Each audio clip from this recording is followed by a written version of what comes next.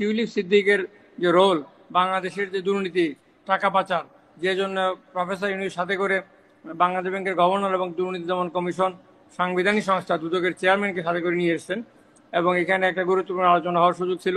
বাংলাদেশের টাকা বাংলাদেশে যারা এখানে যেটা পাচার হয়েছে বাংলাদেশ থেকে এটা ফেরত নেওয়ার জন্য আলোচনার কথা ছিল। এই সব কিছুকে কেন্দ্র করে এবং টিউলিপকে কেন্দ্র করে প্রধানমন্ত্রী কেয়ার স্টেমার বিব্রত হতে পারেন, এই সমস্ত বিষয় এখানে আনা হয়েছে এবং অলরেডি নিউজের মধ্যে এই কথাগুলো আসছে, পরবর্তীতে আরও বিস্তারিত আসবে।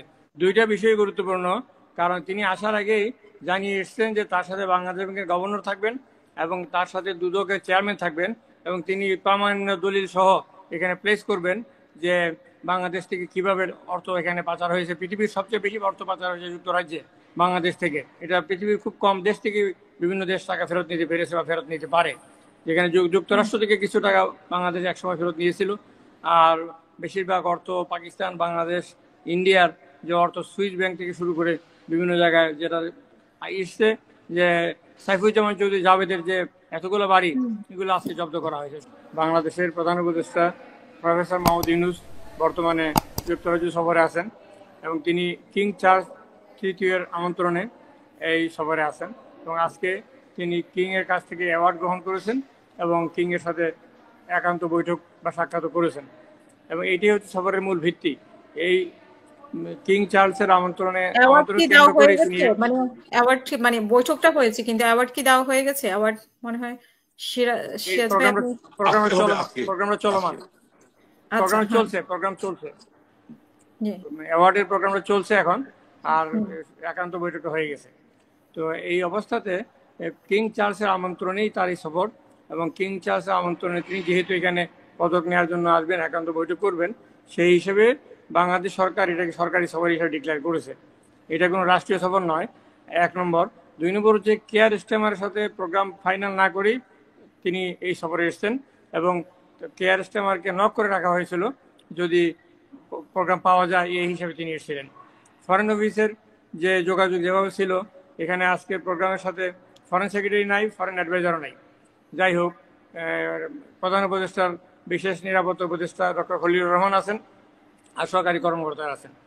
তো এটাকে একটা ফুল স্কেল ডিপ্লোম্যাটিক সফর হিসেবে আনার জন্য যেভাবে ডিপ্লোম্যাটিক্যালি যেভাবে ভূমিকা রাখা দরকার ছিল, আমি তো দীর্ঘকাল ডিপ্লোম্যাটিক করেসপন্ডেন্ট ওয়াকাবের প্রেসিডেন্টও ছিলাম, প্রেস সেক্রেটারি বা অ্যাডভাইজার হওয়ার আগে প্রেসিডেন্টের।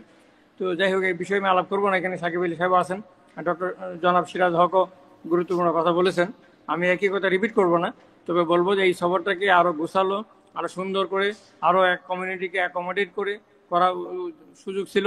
মানব জমিন এবং আমার দেশ পত্রিকায় এখানে যে কমিউনিটি সাহেব প্রোগ্রাম নিয়ে কথা বলা হয়েছে, কমিউনিটির প্রায় 250 লোকের মতো লোককে নিয়ে একটা প্রোগ্রাম করা হয়েছিল। আজকে ছিল সেই প্রোগ্রামটা, এই প্রোগ্রামটা বাতিল করে দেওয়া হয়েছে নিরাপত্তার অজুহাতে। বাকি সব প্রোগ্রাম হচ্ছে, এটাকে বাতিল করে দেওয়া হয়েছে।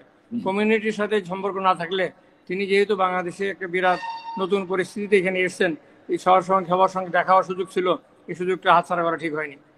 এবং কেয়ার স্টেমারের বৈঠকের সম্পর্কে যে ফাইন্যান্সিয়াল টাইমস লিখেছে, এই ব্যাপারে আমি ওইটাকে উদ্ধৃত করতে চাই।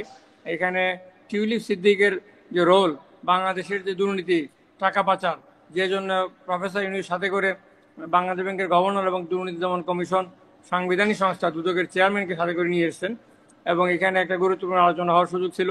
বাংলাদেশের টাকা বাংলাদেশে যারা এখানে যেটা পাচার হয়েছে বাংলাদেশ থেকে এটা ফেরত নেওয়ার জন্য আলোচনার কথা ছিল। এই সব কিছুকে কেন্দ্র করে এবং টিউলিপকে কেন্দ্র করে প্রধানমন্ত্রী কেয়ার স্টেমার বিব্রত হতে পারেন, এই সমস্ত বিষয় এখানে আনা হয়েছে এবং অলরেডি নিউজের মধ্যে এই কথাগুলো আসছে, পরবর্তীতে আরও বিস্তারিত আসবে। এবং ফলে কেয়ার স্টেমার কানাডা এখনো যাননি, এখনও তিনি যুক্তরাজ্যে আছেন। 14 তারিখে তিনি কানাডা যাবেন এবং এর আগে এই প্রফেসর ইউনূস বাংলাদেশে পৌঁছে যাবেন। ফলে কেয়ার স্টেমার এদেশে থাকা অবস্থায় এই বৈঠকটা হয়নি, যদিও প্রফেসর ইউনূস কিং চার্লসের সাথে বৈঠক করেছেন। এটাও ডিপ্লোম্যাটিক্যালি আসার আগেই এটাকে ফাইনাল করে আসা যেত যে প্রফেসর ইউনূস কেয়ার স্টেমারের সাথে দ্বিপক্ষীয় বৈঠকে মিলিত হবেন বা একান্ত বৈঠকে মিলিত হবেন। এবং ডিপ্লোমেসিতে আমরা যদি বলি যে দুই দেশের মধ্যে সম্পর্ক আছে ভালো, good relation, that means it's nothing. তো আমি এখানে লম্বা করবো না বিষয়টা।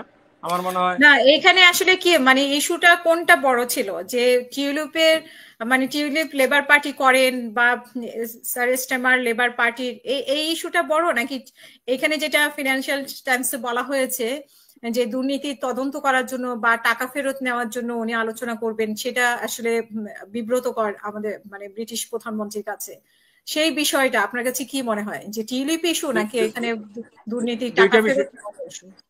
দুইটা বিষয় গুরুত্বপূর্ণ, কারণ তিনি আসার আগেই জানিয়ে এসছেন যে তার সাথে বাংলাদেশ ব্যাংকের গভর্নর থাকবেন এবং তার সাথে দুদকের চেয়ারম্যান থাকবেন, এবং তিনি প্রামাণ্য দলিল সহ এখানে প্লেস করবেন যে বাংলাদেশ থেকে কিভাবে অর্থ এখানে পাচার হয়েছে। পৃথিবীর সবচেয়ে বেশি অর্থ পাচার হয়েছে যুক্তরাজ্যে বাংলাদেশ থেকে, এটা জানানো হয়েছে, এবং এটা একটা বিষয়। আর একই সাথে টিউলিপের বিষয়টাও নিঃসন্দেহে অত্যন্ত গুরুত্বপূর্ণ, কারণ এই টিউলিপ সিদ্দিককে কেয়ার স্টারমার তার অবস্থা জানা সত্ত্বেও তিনি মন্ত্রিসভায় স্থান দিয়েছিলেন, এবং তার চেয়ে বেশিবার নির্বাচিত হওয়া সত্ত্বেও রুশনার আলীকে পরে মন্ত্রিসভায় কম গুরুত্বপূর্ণ স্থানে নিয়ে এসেছেন। অর্থাৎ টিউলিপ সিদ্দিকের সাথে তার একটা বিশেষ সম্পর্ক আছে, এবং তিনি সিলেটও সফর করেছেন বাংলাদেশে কেয়ার স্টারমার ইলেকশনের আগে, টিউলিপ সিদ্দিক সহ, এবং লন্ডনের প্রোগ্রাম করেছেন এই, এবং পাশাপাশি তারা রাজনৈতিক কনস্টিটিউয়েন্সি বিলং করেন, এই সমস্ত বিষয় আছে। ফলে যে বিষয়টা হচ্ছে যে এটা তার যে বিশেষ সম্পর্ক, তিনি বিব্রত বোধ করবেন। আর টাকা পয়সা ফেরত দেওয়ার ব্যাপারে যে প্রশ্নটা আসবে, এটা পৃথিবীর খুব কম দেশ থেকে বিভিন্ন দেশ টাকা ফেরত নিতে পেরেছে বা ফেরত নিতে পারে, যেখানে যুক্তরাষ্ট্র থেকে কিছু টাকা বাংলাদেশ একসময় ফেরত নিয়েছিল, আর বেশিরভাগ অর্থ পাকিস্তান, বাংলাদেশ, ইন্ডিয়ার যে অর্থ সুইস ব্যাংক থেকে শুরু করে বিভিন্ন জায়গায় যেটা এসছে, যে সাইফুজ্জামান চৌধুরী জাভেদের যে এতগুলো বাড়ি, এগুলো আজকে জব্দ করা হয়েছে, সর্বশেষ খবর। এই টাকাগুলো এই হোস্ট কান্ট্রি নিয়ে চলে যায়, আমরা ফেরত নিতে পারি না। এবং পৃথিবীর সিস্টেম, বর্তমানে ইন্টারন্যাশনাল ফাইন্যান্সিয়াল সিস্টেম কিন্তু এটা আমাদের পক্ষে আছে, আমরা এটা কাজ করতে পারি। ফলে এটাকে হোমওয়ার্ক করে আগের থেকে যোগাযোগ করে আসা উচিত ছিল, এবং এইভাবে করলে ভালো হতো। আর টিউলিপ সিদ্দিকের বিষয়টা এই সরকারের জন্য বিব্রতকর, কারণ টিউলিপ সিদ্দিকে যে পার্টি করেন সেই পার্টির প্রধানমন্ত্রী নেতা হচ্ছেন কেয়ার স্টারমার। ধন্যবাদ।